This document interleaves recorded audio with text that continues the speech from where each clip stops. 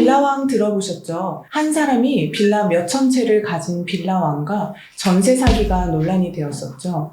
더 안타까운 것은 이 전세 사기의 대상이 20, 30대 청년들이라는 것입니다. 20, 30대가 어렵게 모은 전 재산을 가로채는 나쁜 사기 수법이죠. 전세 계약을 앞둔 분들은 많이 불안하실 텐데요. 그래서 오늘은 깡통 전세 사기 어떻게 막을 수 있는지 이재학 변호사님과 함께 알아보겠습니다. 변호사님, 깡통 전세가 무엇인가요? 네, 깡통 전세란 매매가의 일정 비율보다 전세 보증금과 집주인의 주택담보대출 금액 합계가 더 높은 주택을 말하는데 부동산 시장에서 속어처럼 쓰는 말입니다.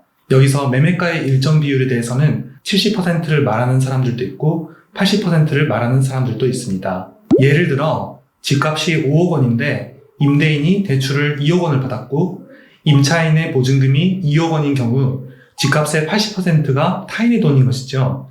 이런 것을 깡통전세라고 합니다. 이 깡통전세는 여러 가지 측면에서 위험한데요. 네, 전세나 반전세로 주택 임대차를 하게 되면 임대인이 보증금을 받았다가 계약 만기에 돌려주어야 하는데요. 깡통 전세의 경우 집주인은 스스로 자유롭게 융통할 수 있는 돈이 거의 없어서 보증금, 은행 대출금 등 타인의 돈을 이용해서 주택을 매수한 사람이기 때문에 계약 만기가 되어도 보증금을 돌려주지 못하는 경우가 많습니다. 이러한 경우에 임차인의 우선 변제권으로 주택의 환가 가치로부터 우선 변제를 받기를 기대하게 됩니다. 그러나 주택을 경매에 붙여도 보증금을 담보할 수 있는 충분한 가격으로 낙찰되지 않는 경우에는 보증금을 돌려받기 어려운 상황에 처할 수 있기 때문입니다. 임차인이 전세 계약하기 전에 어떤 것을 주의해야 할까요? 깡통 전세인지를 확인해야 하는데요. 국토교통부의 실거래가 공시 시스템, KB 부동산 등에서 집값 시세를 확인합니다.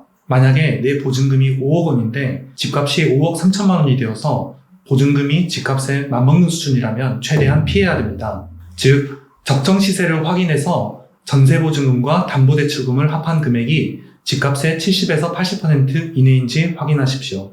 또한 부동산 등기부 등본을 확인해야 합니다. 등기부 등본에는 갑구와 을구가 있는데요. 갑구에 해당 주택에 대해서 압류 또는 가압류를 진행한 내역이 있다든지 을구에 근저당권의 채권 최고액이 과도하게 설정되어 있다면 이런 주택은 걸러야 합니다. 부동산 등기부 등본은 대법원 인터넷 등기소에서 발급받을 수 있습니다. 또한 전세보증금 반환보증보험에 가입 가능한 집인지 확인하세요.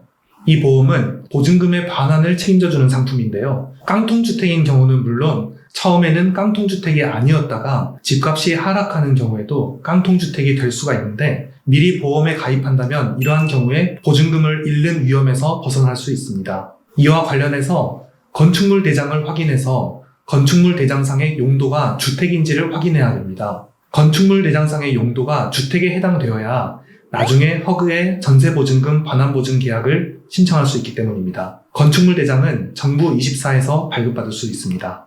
그리고 집주인이 세금을 내고 있는지 납세증명서를 통해 꼭 확인하시기 바랍니다. 전세 계약을 체결할 때 어떤 것들을 유의해야 할까요?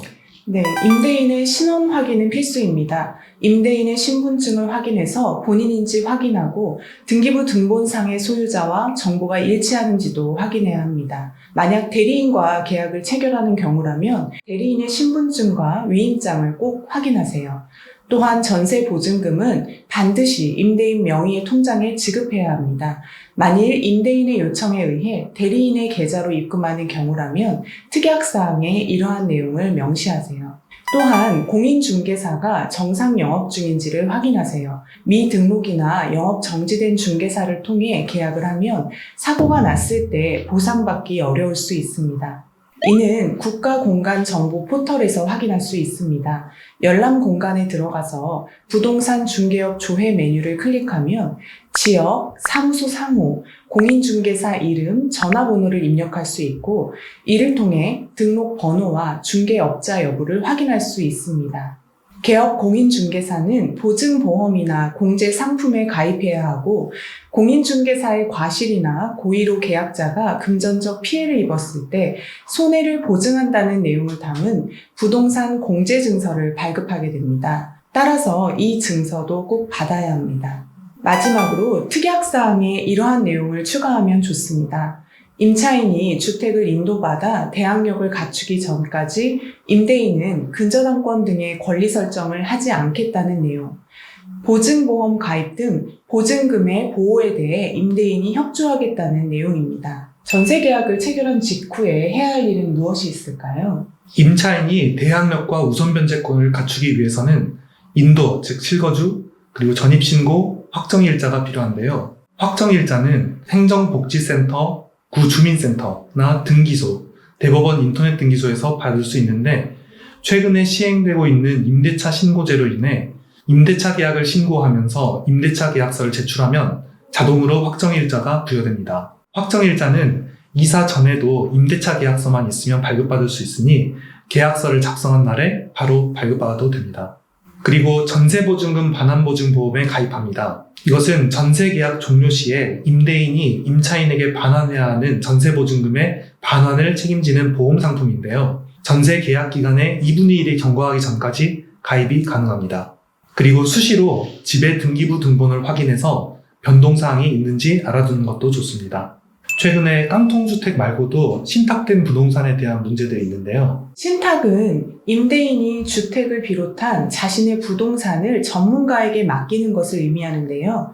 임대인은 주택을 담보로 대출을 받을 수도 있고 다른 수익을 얻기 위해서도 신탁을 합니다. 이렇게 신탁 등기가 된 집은 부동산의 소유권이 신탁회사에게 넘어갑니다. 따라서 소유자가 나와 전월세 계약을 체결할 때에는 반드시 신탁회사의 동의를 받거나 내가 신탁회사와 직접 계약을 해야 합니다. 그렇지 않으면 계약 자체가 무효가 될 수 있고 나는 불법 점유하고 있는 것으로 되어 퇴거 요청을 받을 수 있는 것입니다. 부동산 등기부 등본의 서류 중 갑구를 보면 신탁 여부를 바로 알 수 있습니다. 나에게 임대하려는 사람 이름이 적혀져 있는 칸 아래에 신탁이라고 표시되어 있는데요. 만약 신탁이 되어 있다면 신탁 원부라는 서류도 봐야 하는데요. 이는 인터넷에서는 발급받을 수 없고 등기소에서 직접 발급받아야 합니다.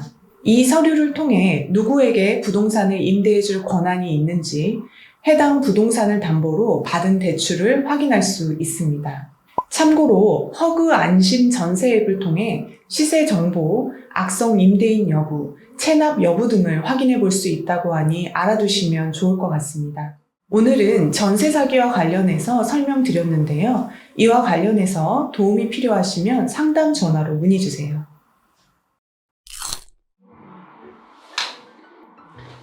여기 봤어? 거기 봐야 돼요. 여기 봐야 돼. 네. 여기 봐. 네. 마음에 들어? 네. 괜찮아? 네. 응. 보내줄게. 네. 제가 누나여가지고.